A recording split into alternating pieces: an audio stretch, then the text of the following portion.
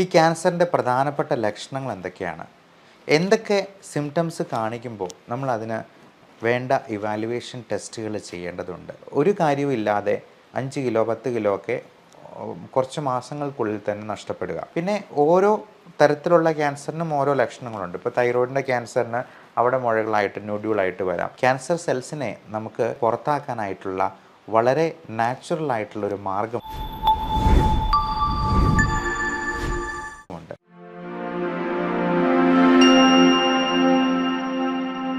Cancer കേൾക്കുമ്പോൾ തന്നെ പേടി തോന്നിപ്പിക്കുന്നൊരു വാക്ക്. ഈ ക്യാൻസറിൻ്റെ പ്രധാനപ്പെട്ട ലക്ഷണങ്ങൾ എന്തൊക്കെയാണ്? എന്തൊക്കെ സിംറ്റംസ് കാണിക്കുമ്പോൾ നമ്മൾ അതിന് വേണ്ട ഇവാലുവേഷൻ ടെസ്റ്റുകൾ ചെയ്യേണ്ടതുണ്ട്?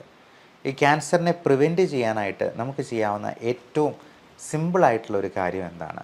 ഇപ്പം ക്യാൻസറിനെ നശിപ്പിക്കാനായിട്ട്, ക്യാൻസർ സെൽസിനെ നശിപ്പിക്കാൻ നമുക്കിപ്പോൾ ഒരു റൂമിലുള്ളവരെ എല്ലാവരെയും പുറത്താക്കണമെന്ന് വിചാരിക്കുക. അവരെല്ലാവരെയും വെടിവെച്ച് കൊല്ലണമെന്നില്ല. അവരെ എല്ലാവരെയും കഴുത്തിന് തള്ളി പുറത്താക്കണമെന്നില്ല. പകരം നമുക്ക് ആ ഫാനിൻ്റെ സ്വിച്ച് ഓഫ് ചെയ്തെന്നാൽ, ആ ലൈറ്റെല്ലാം ഓഫ് ചെയ്ത് കതകും ജനലുകളും എല്ലാം അങ്ങ് അടച്ചിട്ടിട്ടുണ്ടെങ്കിൽ അവർക്കെല്ലാവർക്കും വേണ്ട സന്ദേശം കിട്ടും. അവർ പതുക്കെ അങ്ങ് ഇറങ്ങി പുറത്തു പോകും. ഇതുപോലെ ക്യാൻസർ സെൽസിനെ നമുക്ക് പ്രിവെൻറ്റ് ചെയ്ത് നിർത്താൻ, അല്ലെങ്കിൽ അവരെ പുറത്താക്കാനായിട്ടുള്ള വളരെ നാച്ചുറലായിട്ടുള്ളൊരു മാർഗമുണ്ട്. അതെന്താണ് എന്നുള്ളത് നമുക്കിന്ന് ഡിസ്കസ് ചെയ്യാം. നമസ്കാരം, ഞാൻ doctor Bibin Jose, Pulmo medical centre, Pala, Kanjirappally and Sulthan Bathery. ആദ്യമേ തന്നെ ക്യാൻസറിൻ്റെ ലക്ഷണങ്ങൾ നമുക്കൊന്ന് ചർച്ച ചെയ്യാം.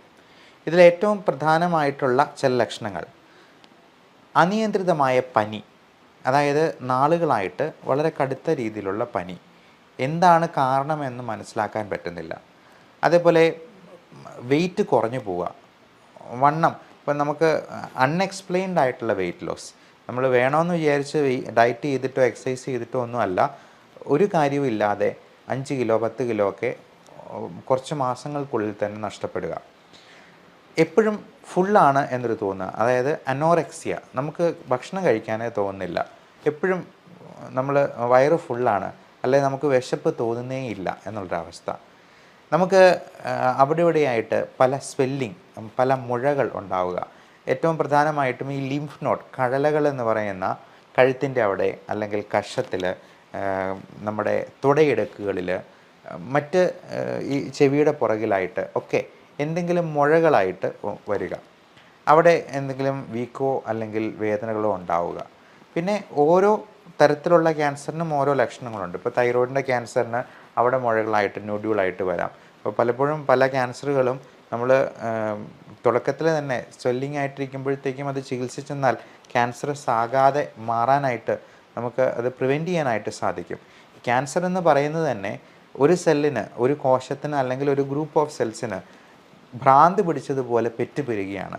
അത് അൺകൺട്രോൾഡ് പ്രോലിഫറേഷൻ ഓഫ് സെൽസ് എന്നാണ് നമ്മൾ നിയോപ്ലാസം എന്ന ടെർമിനോളജിയിൽ വിശേഷിപ്പിക്കുക. ക്യാൻസറിൻ്റെ മെഡിക്കൽ ടെർമിനോളജിയാണ് ഈ നിയോപ്ലാസം, അല്ലെങ്കിൽ മലിഗ്നൻസി എന്നൊക്കെ പറയുക. അപ്പോൾ അങ്ങനെ എന്തെങ്കിലും ഒരു സ്വെല്ലിംഗ് ഉണ്ടെന്നുണ്ടെങ്കിൽ ഏറ്റവും പെട്ടെന്ന് തന്നെ അതിൻ്റെ ബയോപ്സി, അല്ലെങ്കിൽ മിനിമം ഒരു FNAC ടെസ്റ്റിംഗ് ചെയ്യുക, ഫൈൻ നീഡിൽ ആസ്പിറേഷൻ സൈറ്റോളജി എന്ന് പറയുന്ന ടെസ്റ്റ്. അതുപോലെ സ്ത്രീകൾക്കാണെങ്കിൽ, നമ്മുടെ അമ്മമാർക്കൊക്കെ ആണെങ്കിൽ ഇങ്ങനെയുള്ള എന്തെങ്കിലും സിംറ്റം ഉണ്ടെങ്കിൽ പറയാൻ മടിയാണ്. അപ്പോൾ അവരുടെ ബ്രസ്റ്റിൽ എന്തെങ്കിലും നൊഡ്യൂൾ ഉണ്ടെന്നുണ്ടെങ്കിൽ അത് മക്കളോടെങ്കിലും അത് തുറന്ന് പറയുകയോ, അല്ലെങ്കിൽ മക്കൾ ഇടയ്ക്ക് ചോദിച്ചിട്ടാണെങ്കിലും മനസ്സിലാക്കുക. അപ്പം അവർ പാൽപ്പേറ്റ് ചെയ്യുമ്പോൾ ബ്രസ്റ്റിലൊരു നൊഡ്യൂളായിട്ടോ സ്വെല്ലിംഗ് ആയിട്ടോ ഒക്കെ ഉണ്ടെങ്കിൽ ഒട്ടും മടിക്കാതെ തന്നെ ഒരു ഡോക്ടറെ കണ്ട് അതിൻ്റെ കാര്യങ്ങൾ ചർച്ച ചെയ്ത് അതിന് വേണ്ട പരിശോധനകൾ ചെയ്യണം. അതുപോലെ ബ്ലീഡിങ്, അത് ഏതെങ്കിലും ഒരു നാച്ചുറൽ ഓറിഫിസിൽ നിന്ന്, ചിലപ്പം മൂക്കിലൂടെ ബ്ലഡ് വരുന്നതായിരിക്കാം, അല്ലെങ്കിൽ നമ്മൾ ചുമയ്ക്കുമ്പോഴത്തേക്കും അതിൻ്റെ കഫത്തിൻ്റെ കൂടെ ചോരമയം കാണുന്നതാവാം. വയറ്റിൽ നിന്ന് പോകുമ്പോൾ ബ്ലീഡിങ് ആയിട്ട് ഉണ്ടാവുക. സ്ത്രീകൾക്കാണെങ്കിൽ വജൈനൽ ബ്ലീഡിങ്, പീരീഡ്സിൻ്റെ സമയം അല്ലെങ്കിൽ പോലും ബ്ലീഡിങ് ഉണ്ടാവുക, അല്ലെങ്കിൽ കൂടുതലായിട്ട് ബ്ലീഡിങ് ഉണ്ടാവുക. പീരീഡ്സിൻ്റെ സമയത്ത് 5, 6, 7 ദിവസമൊക്കെ ബ്ലീഡിങ് കണ്ടിന്യൂസ് ആയിട്ട് നിൽക്കുക തുടങ്ങിയുള്ള പ്രശ്നങ്ങളുണ്ടാവുക. വൈറസ് സംബന്ധമായിട്ടുള്ള ഓൾട്ടേർഡ് ബവൽ ഹാബിറ്റ്സ്, അല്ലെങ്കിൽ യൂറിനറി സിംറ്റംസ് എന്ന് പറയും. അപ്പോൾ അങ്ങനെയുള്ള പ്രശ്നമുണ്ടാവുക. യൂട്രസിൻ്റെ അല്ലെങ്കിൽ എൻഡോമെട്രിയൽ ക്യാൻസർ, അല്ലെങ്കിൽ ഒവേറിയൻ ക്യാൻസർ, CA സെർവിക്സ്, ഇതിനെല്ലാം പലതരത്തിലുള്ള ലക്ഷണങ്ങളാണ്. അപ്പോൾ നമുക്ക് ഇത്തരത്തിലുള്ള ലക്ഷണങ്ങൾ എന്ത് കണ്ടെന്നാലും നിങ്ങൾക്ക് ഒരു സുഹൃത്തിനെ പോലെ സംസാരിക്കാവുന്ന ഒരു ഡോക്ടറിനെ കണ്ടെത്തി അതിന് വേണ്ട ഇവാലുവേഷൻ ചെയ്യേണ്ടത് വളരെ വളരെ അത്യാവശ്യമാണ്. അപ്പോൾ പലപ്പോഴും നമ്മൾ ഏറ്റവും പ്രാഥമികമായിട്ടുള്ള പരിശോധനകൾക്കൊന്നും വലിയ പൈസയാകുന്നതല്ല. അപ്പോൾ ഒരു അൾട്രാസൗണ്ട് സ്കാൻ ചെയ്യാനായിട്ട് കൂടിപ്പോയെന്നാൽ 800 രൂപയാവത്തുള്ളൂ. അപ്പോൾ അതിൽ നിന്ന് തന്നെ നമുക്ക് ഏകദേശം ഇങ്ങനെയുള്ള ക്യാൻസറിൻ്റെ എന്തെങ്കിലും തുടക്കമുണ്ടെന്നുണ്ടെങ്കിൽ അത് ഏറ്റവും ഏർലി സ്റ്റേജിൽ തന്നെ കണ്ടുപിടിച്ച് അവനെ നമുക്ക് പുറത്താക്കാനായിട്ട് ശ്രദ്ധിക്കുക. അതുപോലെ ബ്രെയിനിൽ ക്യാൻസർ ഉണ്ടാകുമ്പോഴേക്കും, എന്തെങ്കിലും ബ്രെയിൻ ട്യൂമറായിട്ട് ഉണ്ടാകുമ്പോഴേക്കും നമുക്ക് തലവേദന, തലകറക്കം, ക്ഷീണം, ആളുടെ മെൻ്റൽ സ്റ്റേറ്റസ് തന്നെ മാറുന്ന, ക്യാരക്ടർ മാറുന്ന രീതിയിൽ എന്തെങ്കിലും രോഗലക്ഷണങ്ങൾ കാണിക്കുക, അതുപോലുള്ള ഡിപ്രഷൻ, ആങ്സൈറ്റി പോലുള്ള പ്രശ്നങ്ങൾ പോലും ഇതിൻ്റെ തുടക്ക ലക്ഷണങ്ങളായിട്ട് ചിലപ്പോൾ കാണാറുണ്ട്. അപ്പം ക്യാരക്ടർ മാറുന്ന രീതിയിൽ, അതായത് ഇൻട്രാക്രൈനിയൽ പ്രഷർ കൂടുന്ന രീതിയിൽ, നമ്മുടെ സ്കള്ളിനുള്ളിലുള്ള പ്രഷർ കൂടുന്ന രീതിയിൽ എന്തെങ്കിലും ഒരു ലീഷൻ ഉണ്ടാവുകയാണെങ്കിൽ അതിനനുസരിച്ചുള്ള സിംറ്റം ആയിരിക്കും. അതുപോലെ ലങ് ക്യാൻസർ ആണെങ്കിൽ ലങ്സിനിടയിലുള്ള സ്പേസാണ് മീഡിയാസ്റ്റൈനം എന്ന് പറയും. അപ്പോൾ അങ്ങനെയുള്ള ക്യാൻസറുകളാണ് പലപ്പോഴും ലിംഫോമ, സെമിനോമ തുടങ്ങിയ ക്യാൻസറുകളൊക്കെ. അപ്പോൾ പല സെലിബ്രിറ്റീസും യുവരാജ് സിംഗിനെ പോലെ, മമത മോഹൻദാസ് എന്ന നടിയെപ്പോലെ ഒക്കെ പല ആൾക്കാരും ഇങ്ങനെയുള്ള ക്യാൻസറിൽ നിന്നും പൂർണ്ണമായിട്ടും മുക്തി പ്രാപിച്ച് ജീവിതത്തിലേക്ക് വളരെ സക്സസ്ഫുൾ ആയിട്ട് തന്നെ തിരിച്ചു വന്നിട്ടുള്ള ആൾക്കാരാണ്. അപ്പോൾ ഇങ്ങനെ എന്ത് സിംറ്റംസ് ഉണ്ടായെന്നാലും നമ്മൾ ഏറ്റവും പ്രാഥമികമായിട്ടുള്ള ഒരു ചെസ്റ്റ് എക്സ്റേ എടുത്ത് നോക്കുന്നതിനോ, അല്ലെങ്കിൽ ഇപ്പോൾ ബ്രെയിൻ റിലേറ്റഡ് ആയിട്ടുള്ള പ്രശ്നമാണെങ്കിൽ ഏറിപ്പോയെന്നാൽ ഒരു CT സ്കാൻ ചെയ്ത് നോക്കുന്നതിനോ ഒന്നും ഒരുപാട് പൈസ ചിലവാക്കേണ്ട ആവശ്യം വരത്തില്ല. നമ്മൾ എന്തെങ്കിലും സംശയകരമായിട്ട് കണ്ടെന്നാൽ മാത്രമേ പെറ്റ് സ്കാൻ എന്ന് പറയുന്ന പോസിട്രോൺ എമിഷൻ ടോമോഗ്രഫി, നമ്മുടെ ശരീരത്തിലെ ഏതെങ്കിലും ഒരു ക്യാൻസർ സെൽ ഉണ്ടെന്നുണ്ടെങ്കിൽ നമുക്ക് കൃത്യമായിട്ട് അറിയാനുള്ള ഒരു സ്കാനിങ്, നൂതനമായിട്ടുള്ളൊരു ടെക്നോളജിയാണ് ഈ പെറ്റ് സ്കാൻ എന്ന് പറയുന്നത്. അപ്പം അനിയന്ത്രിതമായിട്ട് പെറ്റുപെരുകുന്ന, ഇൻക്രീസ്ഡ് ഗ്ലൂക്കോസ് അപ്ടേക്കുള്ള ഏതെങ്കിലും സെൽസോ ഗ്രൂപ്പ് ഓഫ് സെൽസോ ഉണ്ടെന്നുണ്ടെങ്കിൽ നമുക്ക് പെറ്റ് സ്കാനിൽ ഡിറ്റക്ട് ചെയ്യാൻ പറ്റും. അപ്പോൾ എന്തെങ്കിലും സംശയങ്ങളുണ്ടെന്നുണ്ടെങ്കിൽ നമുക്ക് ആ പെറ്റ് സ്കാൻ വഴി അത് പൂർണ്ണമായിട്ടും ദൂരീകരിക്കാനായിട്ട് പ്രത്യേകമായിട്ടും ഓർക്കുക.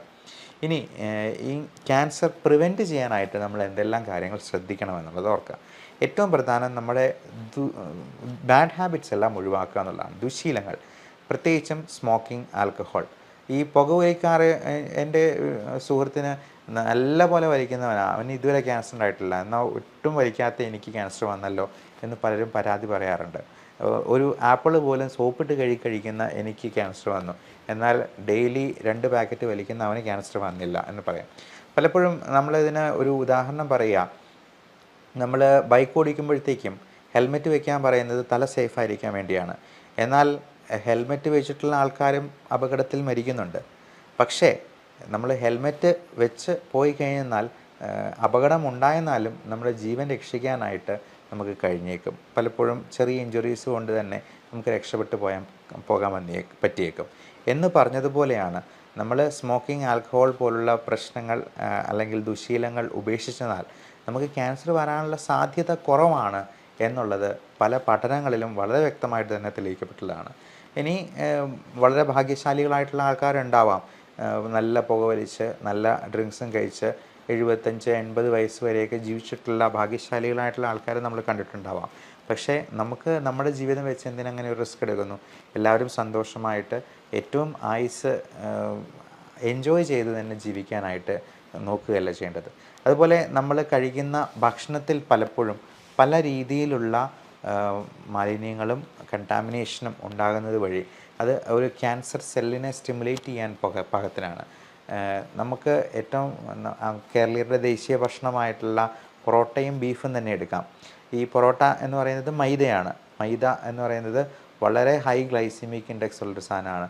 അതുപോലെ റെഡ് മീറ്റ് ഗണത്തിൽപ്പെടുന്ന അത് ബീഫ്, പോർക്ക്, മട്ടൺ തുടങ്ങിയ ഇറച്ചികളെല്ലാം നമ്മൾ ആനിമൽ പ്രോട്ടീൻ ഒരുപാട് കൂടുതൽ കഴിക്കുന്നത് തീർച്ചയായിട്ടും ഓൺകോജീൻസിനെ സ്റ്റിമുലേറ്റ് ചെയ്യാനായിട്ടൊരു കാരണമാകാറുണ്ട്.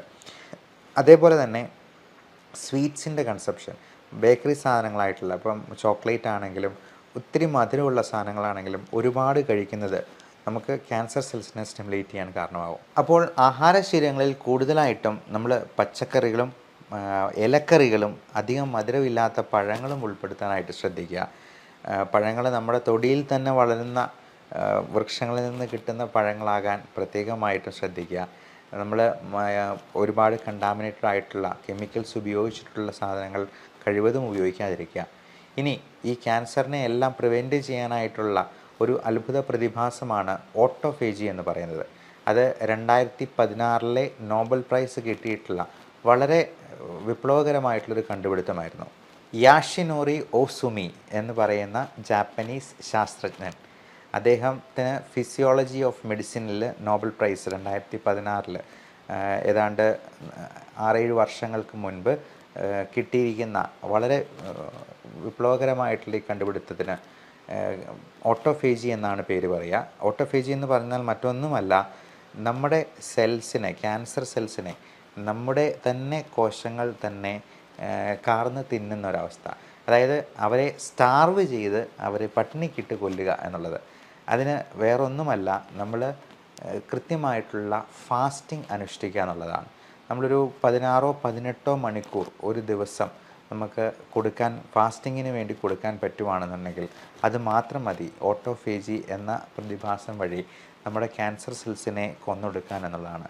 അപ്പോൾ മാസത്തിലൊരിക്കലോ അല്ലെങ്കിൽ ഒരു 3 മാസത്തിലൊരിക്കലോ എങ്കിലും ഈ പറയുന്ന ഇൻ്റർമിറ്റൻറ്റ് ഫാസ്റ്റിംഗ്, അത് 16 മണിക്കൂറോ 18 മണിക്കൂറോ എങ്കിലും നമുക്ക് അനുഷ്ഠിക്കാൻ കഴിയുവാണെങ്കിൽ അത് തന്നെ നമ്മുടെ ക്യാൻസറിനെ പ്രതിരോധിക്കാനായിട്ട് ഏറ്റവും വളരെ സഹായിക്കുന്ന ഒരു സംഗതിയാണ് എന്നുള്ളത് ഓർക്കുക. ഈ ഓട്ടോഫേജി എന്ന വാക്കിന് സെൽഫ് ഈറ്റിംഗ് എന്നൊരർത്ഥം കൂടിയുണ്ട്.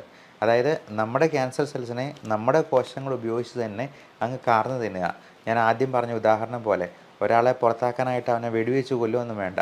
അവിടുത്തെ ലൈറ്റും ഫാനും ഒക്കെ അങ്ങ് ഓഫ് ചെയ്ത് കഴിഞ്ഞിട്ട് ആ കതവും അങ്ങ് അടച്ചിട്ട് കഴിഞ്ഞിട്ടുണ്ടെന്നുണ്ടെങ്കിൽ, ജനലും എല്ലാം അടച്ചിട്ട് കഴിഞ്ഞിട്ടുണ്ടെങ്കിൽ അവന് തന്നെ മനസ്സിലാക്കും ഇറങ്ങിപ്പോകാനുള്ള സമയമായി എന്നുള്ളത്. ഇതുപോലെ നമുക്ക് ഈ സെൽഫ് ഈറ്റിംഗ് വഴി, ഓട്ടോഫേജി വഴി ക്യാൻസറിനെ പടിക്ക് പുറത്ത് നിർത്താനായിട്ട് എല്ലാവർക്കും സാധിക്കട്ടെ. നല്ല ആരോഗ്യം ആശംസിക്കുന്നു. Love and regards, doctor Bibin Jose, Pulmo medical centre, Pala, Kanjirappally and Sulthan Bathery.